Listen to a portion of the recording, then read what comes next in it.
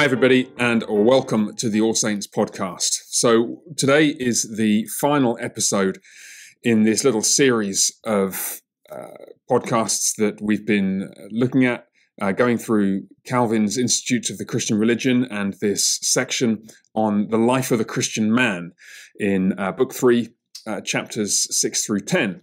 And I say this is the last one. You might be a bit surprised to hear that because the previous episode only got us to the end of section 8. Chapter 8, and that leaves us with the whole of chapter 9 and chapter 10 to look at. And I want to cover these in one session for a couple of reasons. They're somewhat dependent on each other, and so it makes sense to see them together. I also think that they're not as good and helpful as the previous chapters. I think actually Calvin makes a couple of mistakes here, and I say that with a degree of hesitancy. But I think he's got some at least mistakes of emphasis, which mean that an extended reflection on all the details of this isn't going to be so immediately profitable to us. But that said, even though I'm wanting to take issue with Calvin at one or two points, there's a lot in here which is still valuable, and I want us to spend a bit of time looking at that. And furthermore, I think if I'm going to say, well, look, I disagree with at least the tone or the emphasis of what Calvin says here. He is a theologian of such stature that I owe it to him and to you to give some explanation of this, and then maybe that explanation may be helpful as well. So I'm not going to look at it in quite the detail as I have done the previous chapters. What I want to do is to summarize first chapter 9, and then I'll make some comments about that and some things that I want to push back against slightly, but one or two things that he says that are really helpful. And then we'll look briefly at chapter 10, and again, we'll see that to the extent that it depends on the mistakes that I think he's made in chapter 9, it's not got quite the power and punch of the previous chapters, but nonetheless, there's some really intriguing and helpful stuff in it. And one or two things which, well, I'll save it right for the end, the last few minutes. There's actually, I'll talk a little bit about Calvin's Doctrine of Vocation or Calling, and that might have something that's worth, I hope, hanging on for. And we'll hope to get all that done in the usual 30 minutes or so. So without further ado, here goes. We're in Calvin's Institutes, Book 3, Chapter 9. And I'm just going to read a section just now, and this will highlight, and probably you'll spot it as well, the heart of what I want to take issue with slightly about how Calvin approaches this subject. Here goes. The chapter is headed Meditation on the Future Life. And here he goes. Whatever kind of tribulation presses upon us, we must ever look to this end, to accustom ourselves to contempt for the present life, and to be aroused thereby to meditate upon the future life. Just that first sentence highlights the heart of where I want to step back from Calvin and tentatively, somewhat reluctantly, but I think I have to say slightly firmly, I think he's got a misplaced emphasis here. At the heart of Calvin's vision in chapters 9 and 10 are a disjunction between what he calls the present life and what he calls the future life. And he urges us to what he calls contempt for this present life and hope, instead, meditation upon what lies in the future, in heaven, as he describes it. Let me read a little bit more, and then I'll make some comments about why I think, though there's some good in this, it's a somewhat misplaced emphasis. Here goes. Since God knows how much we are inclined by nature to a brutish love of the world, he uses the fittest means to draw us back and to shake off our sluggishness, lest we cleave too tenaciously to that love. There is not one of us, indeed, who does not wish to seem throughout his life to aspire and strive after heavenly immortality. For it is a shame for us to be no better than brute beasts whose condition would be no whit inferior to our own, if there were not left to us the hope of eternity after death. But if you examine the plans, the efforts, the deeds of anyone, if you examine the plans, the efforts, the deeds of anyone, there you will find nothing else but earth. Now our blockishness arises from the fact that our minds, stunned by the empty dazzlement of riches, power, and honours, become so deadened that they can see no further. Okay, so what's the issue here?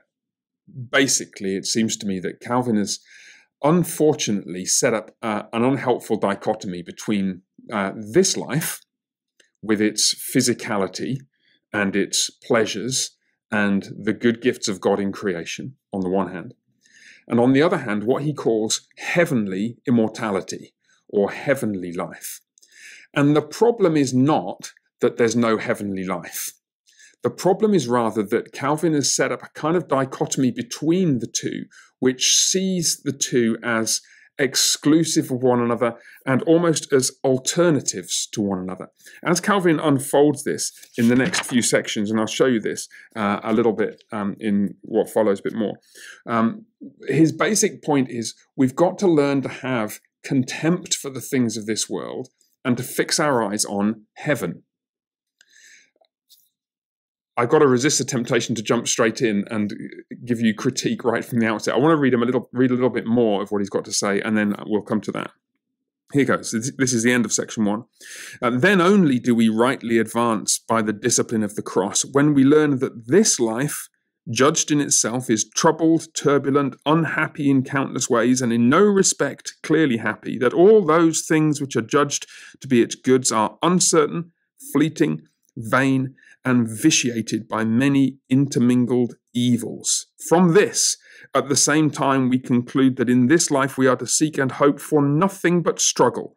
When we think of our crown, we are to raise our eyes to heaven. For this we must believe, that the mind is never seriously aroused to desire and ponder the life to come, unless it be previously imbued with contempt for the present life. Calvin. Well, look, I have to just disagree at this point. What Calvin seems to be saying, and there, just you heard it right from his own lips in that paragraph, is that the only way to get the right attitude to bearing the cross is to have our eyes fixed on the future life, the life of heavenly immortality. And the only way to do that is to have contempt for this life. Now, the heart of my wanting to push back gently, I think, but firmly nonetheless against this, is that I want to disagree with Calvin about the implied discontinuity or dichotomy between this life and the heavenly life.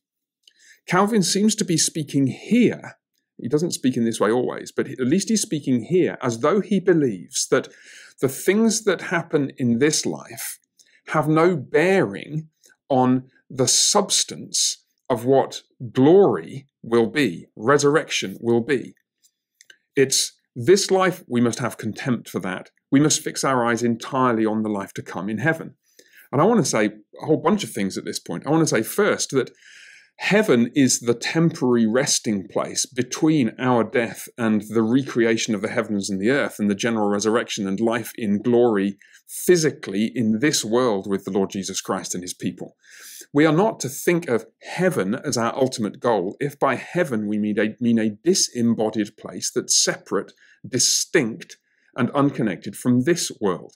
And that leads to the second point, which is that the character of that world is precisely this world resurrected. Now, this is a big subject and one probably that we should talk about on another occasion. But there's a summary of what I think is the case. And you find this throughout the Reformed tradition. You actually find it in Calvin as well, which is a little bit puzzling to me why he speaks in this way here. You find it, for example, in Herman Bavinck, you find it in Jonathan Edwards, you find it in all the Reformed greats, the notion that the world of glory and life after the final resurrection and the final judgment is a physically resurrected world. It is not an ethereal place. It is not sitting on a cloud strumming a harp. It is not being in heaven. It is this world renewed and transformed. And that moreover, there is a fundamental continuity between the things of this life and the things of the future. To pick up Paul's imagery from 1 Corinthians 15, what we're doing in this life is creating the seed which will be sown in the ground and which will be raised to everlasting life.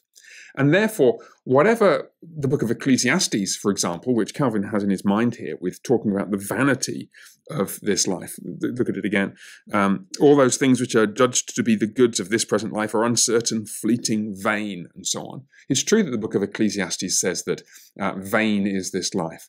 But then Paul, having spent an entire chapter discussing the hope of the resurrection in 1 Corinthians 15, says, always, my brothers, give yourself fully to the work of the Lord, knowing that in the Lord your labor is not in vain. There's something about the resurrection which transforms the character of our hope. and therefore it transforms the character of the significance of what we do here.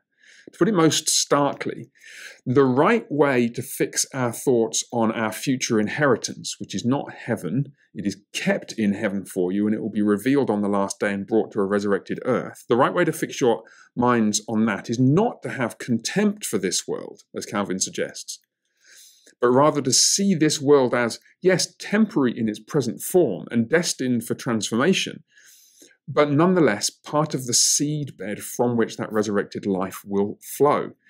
Now, this has all kinds of implications for how we think about godliness in the present life. It doesn't make us think any less about practical things. If you recognize that the life you're living now, the body that you're in now, and the actions you're doing now are the seed of the life that you will live in the new heavens and the new earth for generations and generations and millennia upon millennia, then you're going to be extremely careful that you're sowing the right seed now. The things that we do now will, to quote a movie that probably ought not to be quoted too much on a podcast like this, the things that we do now echo in eternity. Or even eternity is probably the wrong word for it. They'll echo forever in the time-bound space that we will inhabit then in glory. And glory, as my old friend David Field has pointed out in an essay that I might go through with you on this podcast at some point, glory is the best one-word biblical term for that future hope, not heaven. Heaven is the temporary place where believers go to be with Christ until the resurrection, until glory. And so that's a theological framework upon which I want to say I disagree with at least how Calvin puts it here, even if I think probably he would want to agree with that kind of much, if not all, of the theological statement of what I'm trying to push back with against him. Now, just a couple of other comments on chapter 9. You've just flicked through to a couple of sections on to section 4.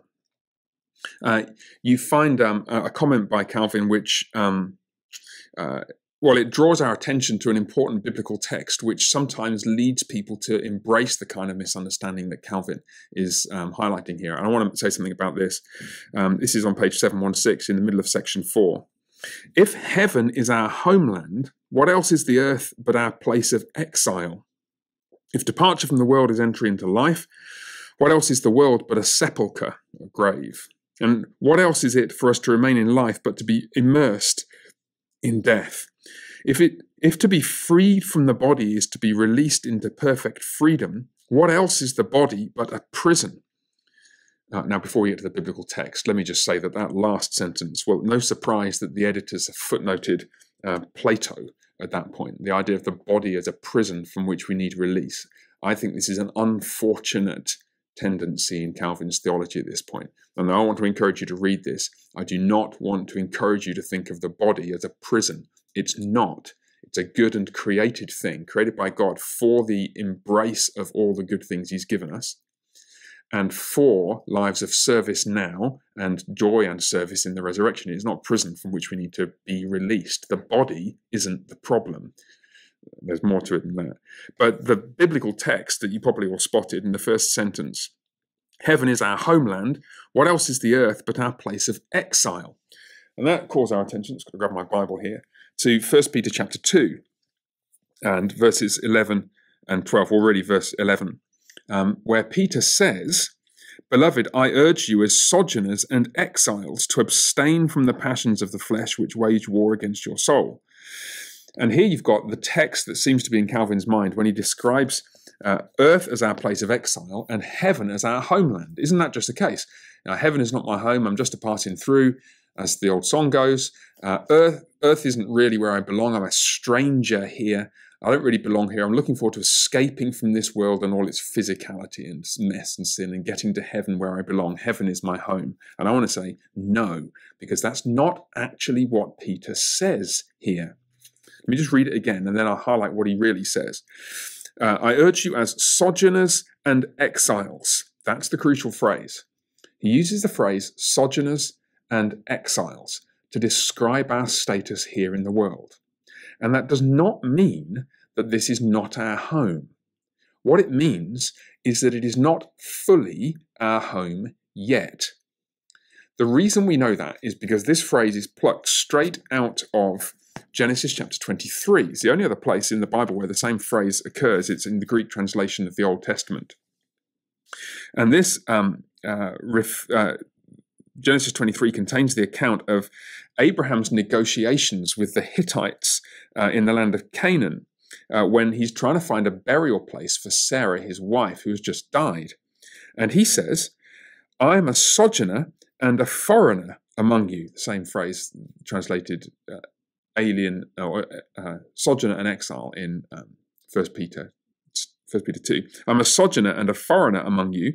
Give me property among you for a burying place, that I may bury my dead out of my sight. And now this big long negotiation. You remember they want to give him some land because they're so warmly disposed towards him. But Abraham doesn't want to receive the land as a gift. He insists on paying for it. And the back and forth, it's like the reverse of the caricature of the market trader trying to haggle you up. Abraham is trying to haggle them up so that he can pay. They're not trying to haggle him up. It's the opposite to what you'd expect. And the reason is, it's quite a subtle point, Abraham realizes that this is the inheritance that God has promised him back in Genesis 15. This is the land that he will, or his descendants will come to inherit. But it's not his land yet. It will be his land, but he doesn't want to undertake what would amount to almost a de facto partial conquest at this time, because God has said you've got to wait 400 years until the iniquity of the Amorites has reached its full measure, Genesis 15:16. So he's got to wait until he comes into the ownership, or his descendants do, of this land, which will be their home at that point. In other words, this phrase, sojourner and exile, does not mean this place isn't my home, I've got to get away from it. What it means is, this place will one day be my home. When the eschatological hope is fulfilled, I, or my descendants in this case, will most definitely live here. It will be mine because the Lord has given it to me. I'm not trying to escape from it. I'm looking for a future in which I will possess it forever with my offspring. And that's the meaning that Peter picks up in 1 Peter 2. He's not saying you don't belong here. He's saying we're in this strange time at the moment where we don't belong here yet. At the moment, yes, I mean, he's writing before the destruction of the temple and the final end of the Old Covenant, which probably has something to do with it. But even now, we can look around us and say there's a sense in which the Christian possession of the world has not fully been inaugurated. But it doesn't mean that we're longing to get away from it. Christ is the heir of the nations. The Lord God has given him the nations as his inheritance. And just as Joshua was to lead the Israelites into the promised land gradually, bit by bit, I'll give you the land, God said in Deuteronomy 7 and Exodus 23. So the church now is following the lead of the greater Joshua, spreading out across the world and taking possession of the land, which is our heritage and will one day be seen to be. In other words, to bring all this back to Calvin, we're not saying with Calvin, heaven is my homeland, this is my place of permanent exile. What we're saying is this world, with all its physicality, with all the good gifts that it contains that God has given us, will be the possession of the people of God forever. And we are therefore supposed to live now, and this is the key thing that we ought to be saying in relation to Christian godliness. We ought to live here now as those who are building for a future that will last forever. Why would you want to build with ungodliness and lack of principle and lack of integrity and cowardice and shrinking back from worshipping the living God and shrinking back from speaking out for him, when we ought to be living with truth and integrity and joyfulness in all the good things that God has given us? We ought to be speaking the gospel to people around us. We ought to be worshipping him joyfully and wholeheartedly, knowing that this world, when it's resurrected, will be the place where we do that forever. That's how we ought to be living. And this chapter, I feel terrible saying this, but I'm sure Calvin, now that he's in heaven awaiting the resurrection, would wish that he could come back and rewrite this one, and he'd do a far better job than I've just tried to do off the cuff. So that's my gripe with this chapter. And really, the next chapter succumbs to the same sort of problem. It's very heavily dependent upon the theological framework in chapter 9, and so it suffers from all the same shortcomings. So what are we to say positively? A couple of things, I think. The first thing I want to say positively is, oops, he's dropping things, making a racket. I do want to say something positive about the underlying pastoral concern that I think Calvin has. I mentioned already that there's lots of good stuff here, even though I want to say I disagree with the underlying theological framework. And because here's where it really hits home. For all that we say about the fact that this world is a marvelous gift from God, all the things in it are gifts from him to be redeemed and used by his people to glorify him and to be enjoyed as his people in faithfulness and obedience to him. We might say all that. And yet at the same time, it is perilously easy to misuse the things of this world, to use the gifts that God has given us in an ungodly way, or to become anxious or acquisitive or covetous in relation to them. And one passage of scripture shouts and screams at me more loudly than any other when I think about that. And I'm sure it's the kind of thing that's in Calvin's mind. And before we leave this, we ought to at least alert ourselves to this danger, because even if Calvin's theological framework for what he says has got a few glitches in it, nonetheless, the pastoral concern remains, and we ought to hear the argument that Calvin would want to make in the right way and with the right scriptural framework behind it. That scriptural framework comes loud and clear from Luke 12. This is where Jesus tells the parable of the so-called rich fool. There's a crowd of people all kind of gathering around Jesus and talking with him, and someone in the crowd shouts out a question. And just think about this for a second. That's your moment, right? You get to shout out a question to the Messiah. What would you want to ask? Of all the things that you could ask him to do, to heal your sick mother, to heal your dying child, to save all the men and women in your village, whatever you'd ask, what would you ask? Well, this man says, "Teacher, tell my brother to divide the inheritance with me. Please intervene in my petty domestic argument with my brother who won't give me what I regard as my share of the inheritance that's been left to me by my father, presumably, or parents or other relatives." No doubt a significant issue, but really, is that the thing that you want to bring to the table to discuss with the Son of God? And Jesus says, well, he's about as unimpressed with the question as you can imagine. "Who made me a judge and arbiter over you? Who appointed me as the person to sort out your petty domestic gripes? Can't you sort this out yourself? And why are you so concerned about this?" He goes on. "Take care and be on your guard against all covetousness, for one's life does not consist in the abundance of one's possessions." Then he tells him a parable about the rich man. His land produced abundantly, and all he can think about is his wealth. Me. What shall I do? I'll have nowhere to store my crops. I'll tear down my barns, build bigger ones, store my grain and my goods, and then I'll say to myself, "Oh, I've got everything I need. Isn't this wonderful?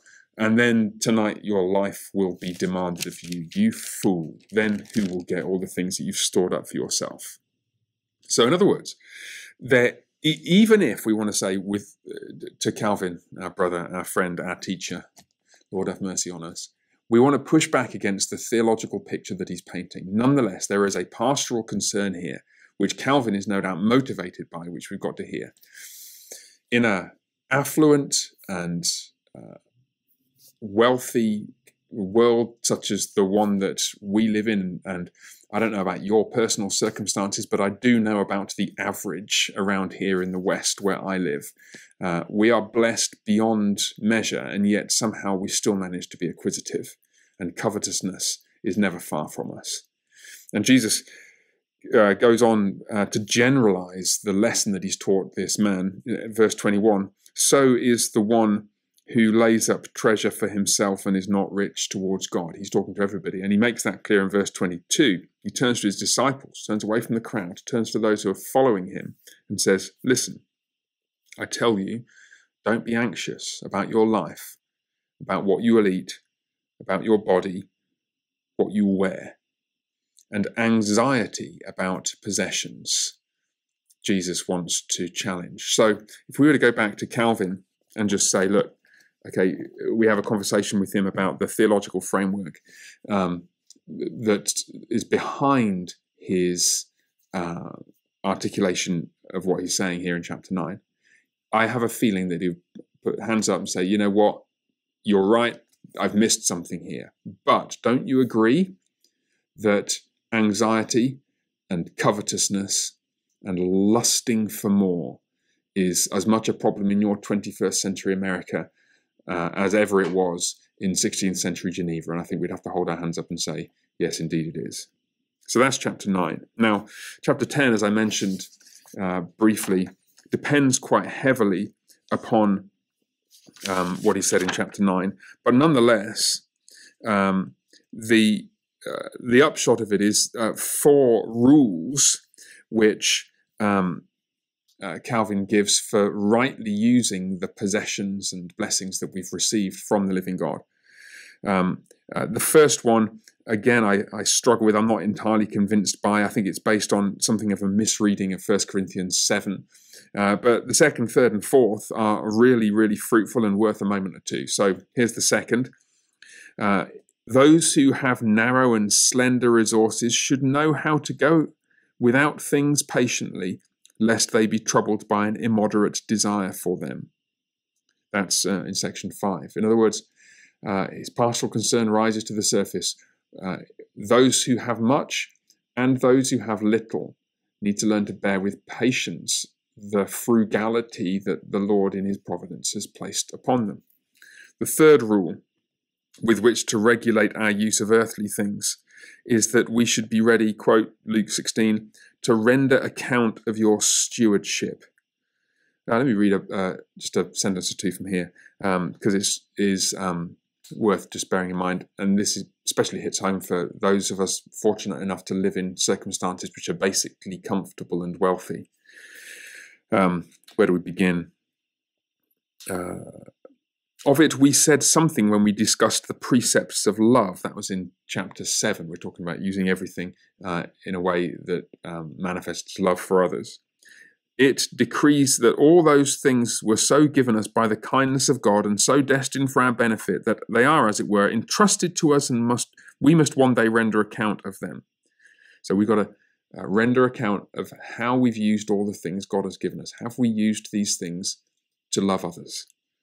Thus, therefore, we must so arrange it that this saying may continually resound in our ears. Render account of your stewardship, Luke 16. At the same time, let us remember by whom such reckoning is required, namely him who has greatly commended abstinence, sobriety, frugality, and moderation, and has also abominated excess, pride, ostentation, and vanity, who approves no other distribution of good things than one joined with love, who has already condemned with his own lips all delights that draw man's spirit away from chastity and purity or befog the mind. Whatever we want to say about Calvin's slightly flaky eschatology in chapter 9, that's true. And so that's very helpful, I think, for us to remember. That's rule number 3. And number 4, the fourth rule that he mentions, I'm going to just spend a minute or two on this, but it's really intriguing. It has to do with what Calvin calls the calling which each of us has received. And here it's necessary to say a little bit of background about Calvin's doctrine of calling or vocation. The Protestant reformers, you may know, are well known for having recovered a biblical doctrine of vocation or calling, by which they recognize that all of the good things that we have been given to do in this life can be done to honor the living God. And it doesn't have to be spiritual work or religious work or Christian work. William Tyndale, I believe, was condemned, among other things, for arguing that not only that we're justified by faith alone, that we should have the scriptures in our own language, but that a shoemaker and a blacksmith and a carpenter are equally able to please God as a monk and a clergyman. Calvin and the later Protestant reformers had the same view, that all lawful vocations are fruitful ways of serving God. And so sometimes when we're thinking about the Protestant doctrine of vocation, that's what we have in mind, that the things that we do, professions that we have, the way we spend our time, are all pleasing to God if we do them in a godly and faithful way. And that's all true. But Calvin has he's got a slight twist in his doctrine of vocation, in a good way, I think. And there's been a whole bunch of writing on this. You can see a bunch of footnotes if you've got the Battles edition of the Institutes, page 724, a bunch of writing on Calvin's doctrine of vocation. He includes in calling or vocation, not just what we do, but what our station in life is. And it appears about a quarter of the way down page 724. Each individual has his own kind of living assigned to him by the Lord as a sort of sentry post, so that he may not heedlessly wander about through life. And he has in mind here not just our profession, our job, but our station. He's speaking in a culture where those divisions between different classes of people, peasantry and gentry and rulers and different levels in society, are perhaps more clear than they are today. But nonetheless, he has some interesting things to say, particularly as regards our relationship with political authorities. Let me read a word or two about this. He says, "No deed is considered more noble, even among philosophers, than to free one's country from tyranny."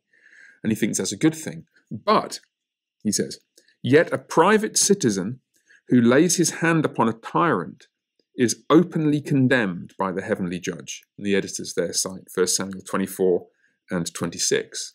You know what that's all about. It's all about David and Saul and so on. And David's refusal to lay his hand upon the Lord's anointed. David is the anointed king of Israel, and yet he refuses to act against even the tyrant king Saul. And this arises from Calvin's belief that the station that we occupy in life is to be respected and taken seriously by us when we're thinking what to do with our lives, because God has placed us in that station. And it's connected, obviously, to what he has to say about using material resources and using our time and using our wealth and so on, because our wealth and so on are affected by our station in life. I'll just read one more little bit before we conclude. If we have this right, Calvin says, no one, impelled by his own rashness, will attempt more than his calling will permit, because he will know that it is not lawful to exceed its bounds. A man of obscure station will lead a private life ungrudgingly, so as not to leave the rank in which he has been placed by God. Lead a quiet life, work hard with your hands, so you would not be a burden to anybody, as Paul said. Calvin continues, "Again, it will be no slight relief from cares, labours, troubles, and other burdens for a man to know that God is his guide in all these things. The magistrate will discharge his function more willingly. The head of the household will confine himself to his duty. Each man will bear and swallow the discomforts, vexations, weariness, and anxieties in his way of life when he has been persuaded that the burden was laid upon him by God." It's really interesting there. A head of a household, like a father, who has realized that God has placed him in that position as a father, may just be more ready to discharge that responsibility in a godly and faithful way, not getting out of his lane, not getting ideas above his station, when he realizes that God has placed him there. He has not placed him as a civil magistrate, he's placed him as the head of his household. And that, as well as his material resources or lack of them, ought to affect and indeed to constrain the ambition with which he strives to change the world. Just change your own family, Calvin.